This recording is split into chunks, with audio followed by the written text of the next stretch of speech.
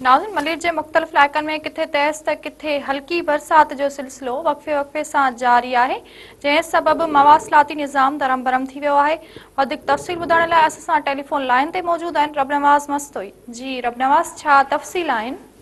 जी बिल्कुल, मौसमियात खाते जी अॼु सती खां पोइ मलीर में तेज़ खिमण सां बरसात जारी आहे। किथे तेज़ त किथे हल्की बरसात अॼु शाम खां वठी जारी आहे। तव्हां ॿुधाईंदो त मलीर जे इलाइक़े एयरपोर्ट, फ़ैज़ाबाद, भैंस कॉलोनी, शाह लतीफ़, गुलशन हदीद समेत गगर फाटक में तेज़ बरसात जारी आहे। जंहिं तेज़ बरसात सबबि वस्तारे खां पोइ मवासिलाती जो निज़ाम आहे उहो दरम बरम थी वियो आहे, जंहिं ते बिजली अनलब थी वई आहे। ऐं जंहिं सां ॿुधाईंदा हलूं त रोडनि ते पाणी भरिजी वियो आहे। बदतरीन ट्रैफ़िक जाम आहे, जंहिं त क़ाइदाबाद जेको नेशनल हाईवे आहे उन ते गुलशन हदीद जो ईंदड़ रस्तो आहे उहो मुकमल तौर ते ट्रैफ़िक सबबि जेको आहे ट्रैफ़िक जो जाम थी वई आहे। जिन ते ट्रैफ़िक जी मुश्किल सबबि जेके ज़रूरी इंतज़ामिया टोटल ट्रैफ़िक पुलिस रोडनि तां गाइब आहे। ऐं तव्हां ॿुधाईंदो बरसात जो जेको सिलसिलो आहे गुज़िरियल 3 कलाकनि खां वक़्फ़े वक़्फ़े सां जेको मलीर जे मुख़्तलिफ़ इलाइक़नि में जारी आहे। जी रबनवाज़, मेहरबानी अवां जी।